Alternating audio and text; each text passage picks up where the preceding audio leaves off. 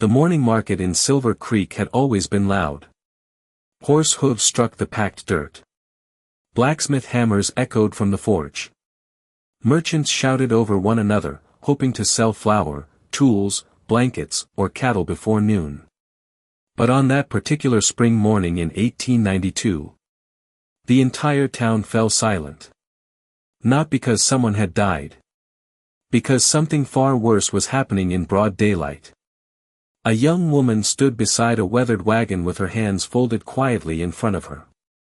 She wore a faded blue cotton dress that had been mended so many times the original fabric was almost impossible to recognize. Long black hair rested over one shoulder. Dust clung to the hem of her skirt. Her face carried the gentle beauty of someone who had spent years caring for everyone except herself. Her name was Mei Lin Zhao. She was only 24 years old. And within the next few minutes, her own brothers were about to sell her. No one moved. No one protested. No one even pretended to be surprised. Because everyone in Silver Creek already knew the Zhao brothers. Thomas Zhao and Daniel Zhao had inherited their father's small ranch 3 years earlier. Their parents had crossed the Pacific decades before, chasing the same impossible dream that had brought thousands of immigrants west. They never became wealthy. But they built an honest life. They raised vegetables. Kept chickens. Repaired wagons for neighbors. Most importantly, they taught their children that dignity was something no one could steal. When their parents died within months of each other during a harsh winter fever, everything changed. Thomas discovered whiskey. Daniel discovered poker. Debt arrived faster than either of them expected. The ranch disappeared piece by piece. First the horses. Then the livestock. Then the land itself. Every bad decision was explained away with promises that the next poker game would fix everything. It never did. By the spring of 1892, they owed more money than they could ever hope to repay. Only one thing of value remained. Their sister. A thick-set man in an expensive black coat stepped forward from the growing crowd. His name was Victor Sloan. Moneylender. Trader. And a man whose reputation was feared across 3 counties. He unfolded a single piece of paper. You know the agreement. Thomas swallowed hard. Daniel avoided looking at his sister altogether. Victor tapped the contract. The debt is due. Thomas forced a laugh that fooled no one. We don't have the money. Victor shrugged. Then we settle another way. Without speaking, Thomas reached for the pen. For one brief second, Daniel hesitated. His fingers trembled. He glanced toward Mei Lin. She didn't cry. She didn't beg. She simply looked at him. Not with hatred. Not even with disappointment. Only sadness. The kind of sadness that comes after hope has already disappeared. Daniel lowered his eyes. Then signed anyway. Thomas signed immediately afterward. The scratching sound of ink across paper seemed louder than every horse in town. Victor folded the contract with satisfaction. It's done. A few people quietly looked away. Others pretended to continue shopping. Nobody wanted to interfere. Because everyone knew Victor Sloan always collected what belonged to him. Mei Lin remained perfectly still. She had spent the last several years cooking every meal for her brothers. Repairing their clothes. Working neighboring ranches for extra coins. Selling handmade embroidery late into the evening. She had sacrificed nearly every waking hour trying to save the family her parents had left behind. Yet in the end, she had become another debt to be traded away. Victor reached toward her arm. Let's go. Before his hand touched her, a deep voice interrupted. I wouldn't. Every head turned at once. Standing near the edge of the marketplace, beside a massive black horse carrying fresh elk hides, was a man few people knew well. But everyone recognized Isaiah Carter. Nearly 6 feet 5. Broad shoulders shaped by years of chopping timber and surviving mountain winters. Dark skin weathered by wind and sun. A heavy leather coat hung over a worn cream work shirt. His beard was neatly trimmed. His calm brown eyes studied the scene without anger. Only quiet certainty. Isaiah rarely came into town. He lived alone high in the Bighorn Mountains. People called him the Black Mountain Man. Some admired him. Others whispered about him. Most simply left him alone. Because Isaiah had earned a reputation unlike anyone else. If a traveler disappeared during a blizzard, he found them. If wolves attacked livestock, he hunted the pack.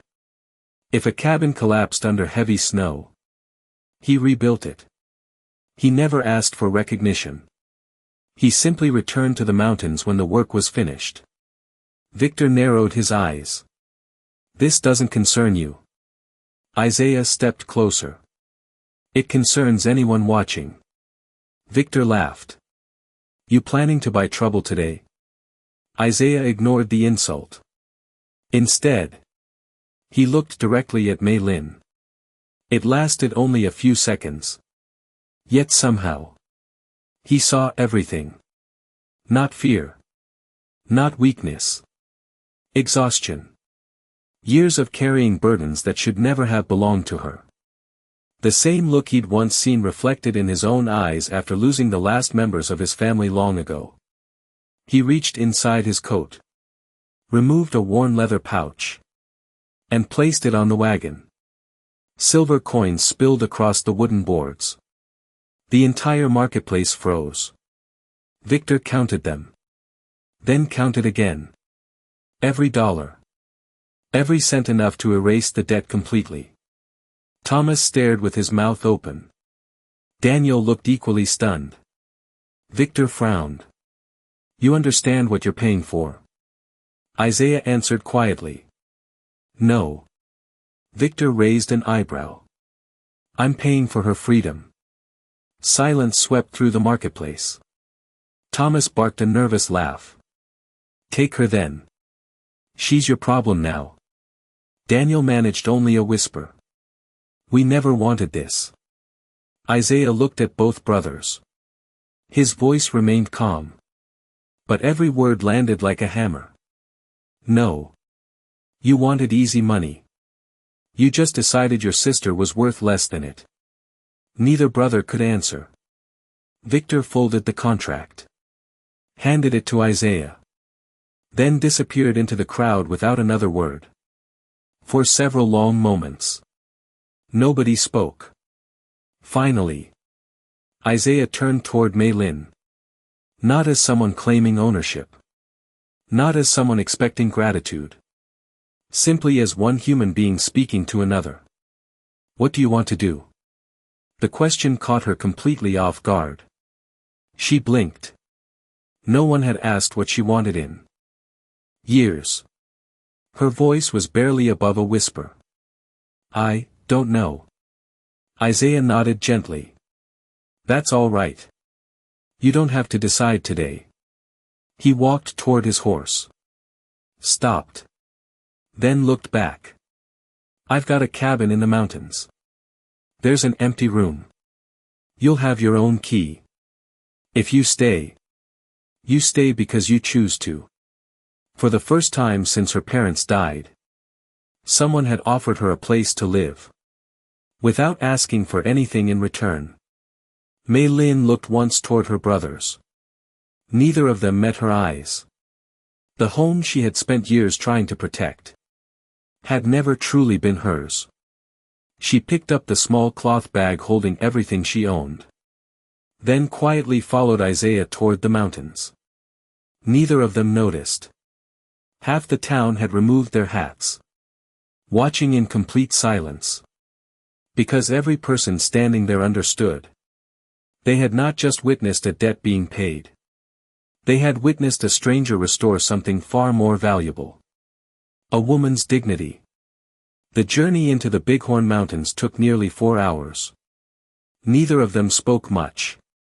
Isaiah never believed silence needed to be filled. Mei Lin had simply forgotten what it felt like to travel without fear.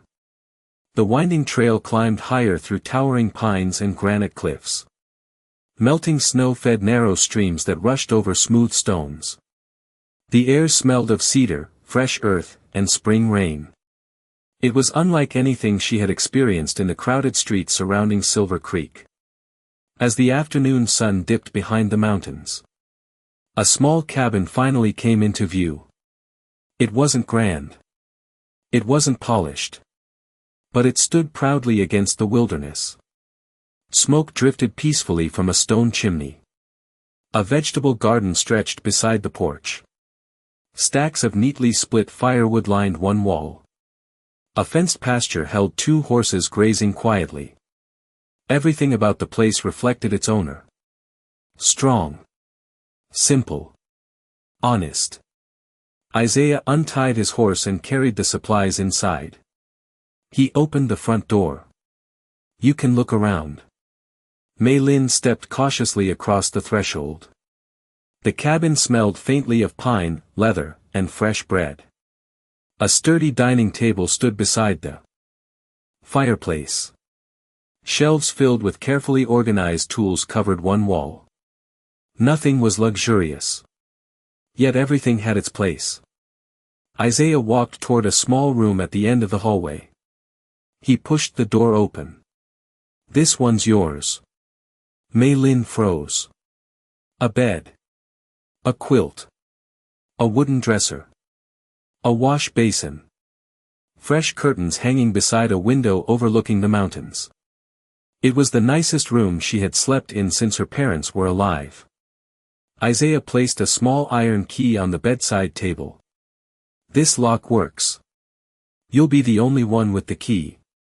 She looked at him in confusion. You don't need one. Isaiah smiled faintly. I don't enter someone else's room without permission. For several seconds, she simply stared at the key. Back in Silver Creek, she hadn't owned a single thing. Not even privacy. Now, a man she had known less than 1 day had given her something no one else ever had. A room that belonged only to her. That evening, Isaiah prepared supper. Venison stew. Fresh bread. Wild onions. He set 2 bowls on the table. When Mei Lin instinctively stood to serve him, he gently shook his head. You've worked enough. Sit. She hesitated. I'm supposed to, not here. He slid the bowl toward her. We eat together. The word sounded so ordinary. Yet to Mei Lin, they felt almost impossible. She could barely remember the last meal where she had been invited to sit beside someone instead of standing behind them. The following morning, she woke before sunrise out of habit. For years, her day had begun before everyone else. She quietly swept the porch. Fetched water. Prepared breakfast. By the time Isaiah emerged, everything had already been finished. He looked around the cabin. Then looked back at her. You didn't have to do all this. I wanted to. You don't owe me work. She lowered her eyes. I don't know how else to repay you. Isaiah leaned against the porch railing. You don't owe me anything. She looked genuinely puzzled. He continued. I didn't bring you here to replace a servant. I brought you here because everyone deserves a place where they don't have to earn the right to exist. Those words stayed with her long after Isaiah disappeared into the forest carrying his axe. Days slowly became weeks. Without realizing it, they began building a rhythm together. Isaiah spent his mornings repairing fences, cutting timber, or checking trap lines deep in the mountains. Mei Lin planted vegetables, collected herbs, repaired torn blankets, organized the cabin. When Isaiah returned each evening, The house somehow felt warmer.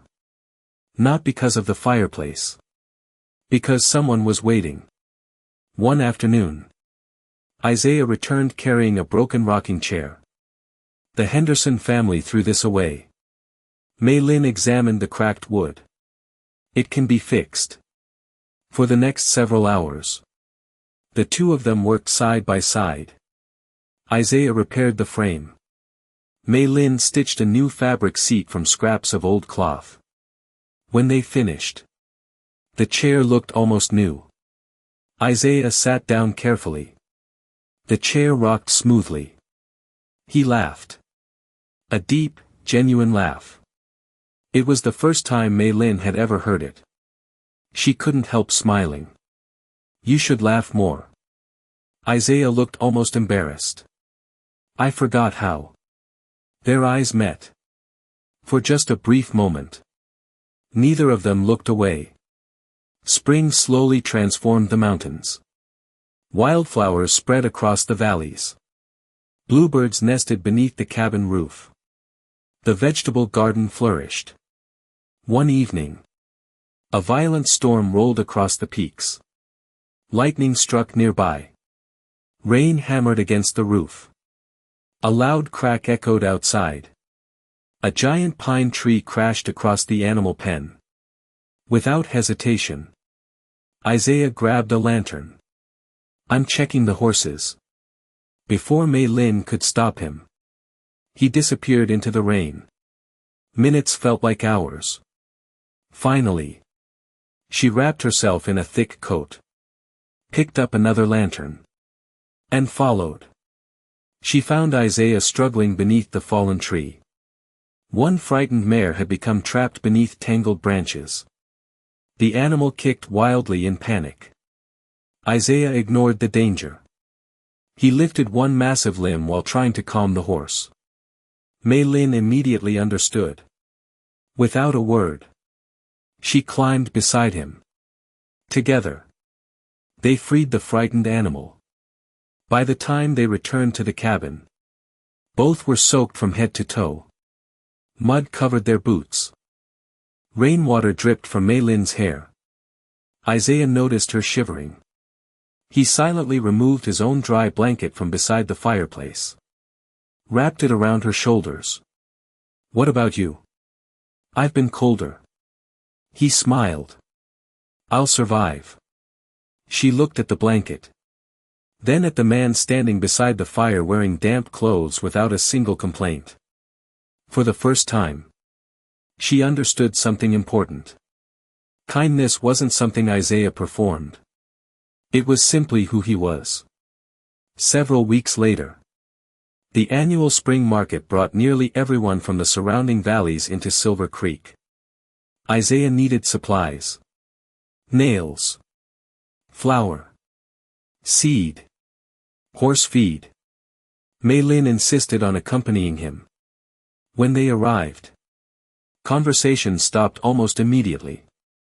Whispers spread through the streets. There they are. The mountain man. And that Chinese girl. I heard he bought her. No. I heard she lives with him. They don't belong here.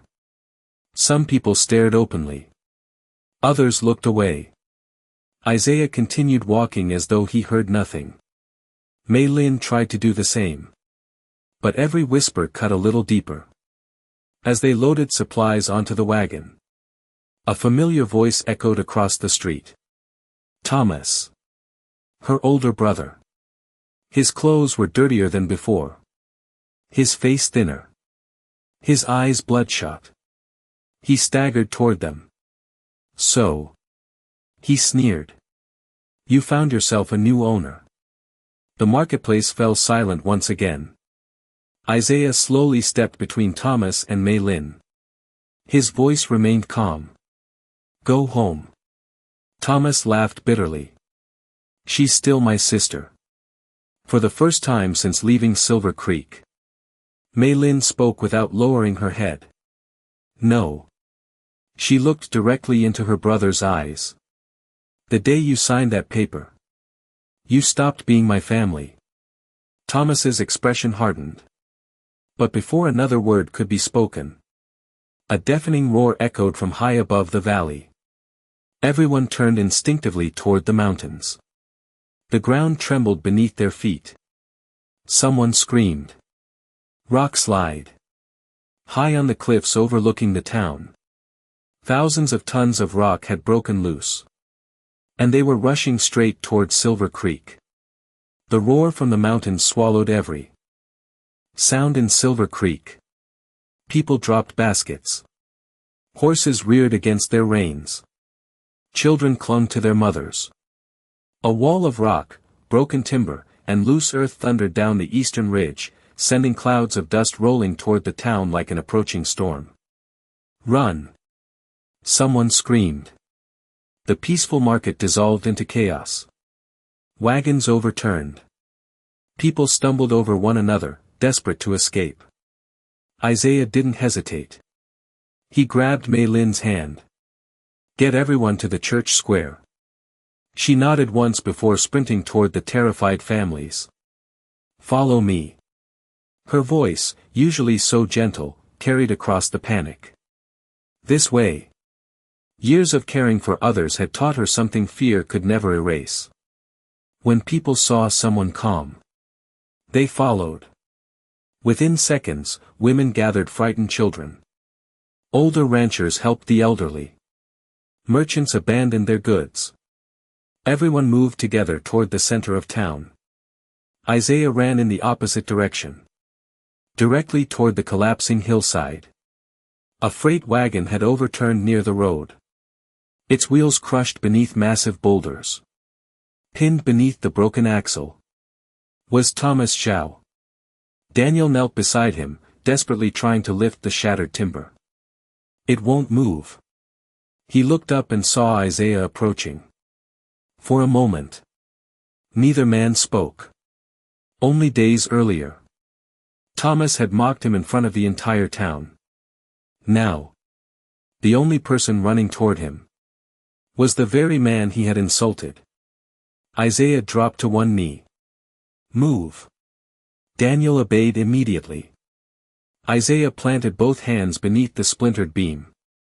His muscles tightened. Veins stood out across his forearms. The heavy timber shifted. Not enough. Again. He drew a deep breath.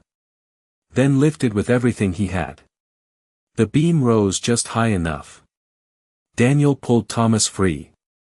At that exact moment, another section of rock crashed down where Isaiah had been kneeling only seconds before. Dust exploded into the air. When it finally settled, the avalanche had stopped. Silence returned to Silver Creek.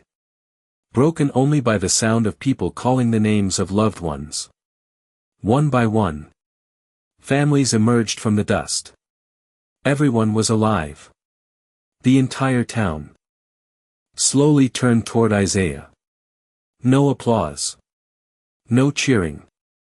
Just dozens of people removing their hats. A gesture far more meaningful on the frontier. Thomas struggled to stand. His legs shook violently. He looked at Isaiah with tears he could no longer hide. The words refused to come. For the first time in years. Shame weighed heavier than pride. Isaiah simply nodded. You made it. Nothing more. No lecture. No reminder of what had happened at the market. Only quiet mercy. Thomas lowered his head. I sold my own sister. I treated her like she wasn't family. I don't deserve forgiveness. Isaiah looked across the square. Mei Lin stood only a few yards away.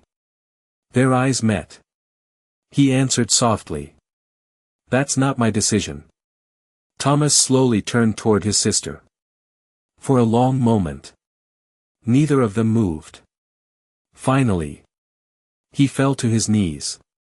I'm sorry. I failed Mom. I failed Dad. And I failed you. Daniel stepped beside him. His voice trembled. We spent years blaming everyone except ourselves. You kept trying to save this family. We were the ones destroying it. Mei Lin remained silent. She had imagined this moment countless times. She had imagined shouting, crying, demanding answers. Instead, she felt something unexpected. Peace. Not because the past no longer mattered, but because it no longer controlled her. She walked toward her brothers. Stopped only an arm's length away. I forgive you. Both men looked up in disbelief. Her eyes filled with tears. But forgiveness doesn't rebuild trust. That part, you'll have to earn. Neither brother argued. They simply nodded. Because deep down, they knew she was right. Summer arrived across the Bighorn Mountains. Life slowly settled into a new rhythm. Thomas and Daniel quit gambling.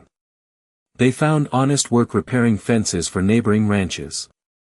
No one trusted them immediately. But day after day, they kept showing up. Quietly. Without excuses. Meanwhile, Isaiah and Mei Lin returned to the mountain cabin. Except, the cabin didn't stay quiet for very long.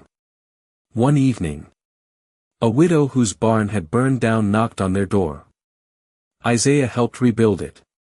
A week later, an elderly couple needed a new roof. Mei Lin organized neighbors to help. Soon, travelers began stopping at the cabin simply because someone had told them.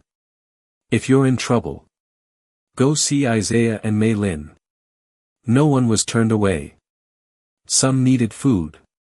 Others needed medicine. Some only needed someone willing to listen. Mei Lin transformed the small sewing corner near the fireplace into a workshop. She taught young girls how to sew clothing that would survive harsh mountain winters. She never charged a single dollar. Isaiah built extra tables. Then more chairs. Eventually, the cabin that had once sheltered only one lonely mountain man became the warmest gathering place for miles. One crisp autumn afternoon, Isaiah disappeared into the forest carrying only his tools. He worked until sunset. Then the next day. And the day after that. Mei Lin never asked what he was building. She knew he would tell her when the time was right. Nearly 3 weeks later, he covered her eyes with one gentle hand. Walk with me. She laughed softly. I trust you. They climbed a familiar hill overlooking the valley.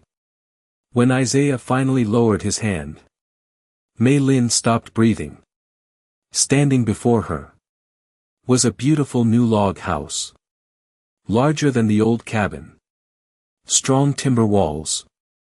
Wide front porch. Flower boxes beneath every window. A vegetable garden already prepared for spring. An apple tree planted near the fence. Beyond it stretched endless green meadows beneath the Wyoming sky. She turned slowly toward Isaiah. You built this. He rubbed the back of his neck, suddenly looking almost shy. Not by myself. She noticed fresh tool marks everywhere. Different sizes. Different styles. Then she saw them. Thomas. Daniel. Neighbors from Silver Creek. Families Isaiah had once helped. The widow. The elderly couple. Nearly the entire town stood smiling behind the house.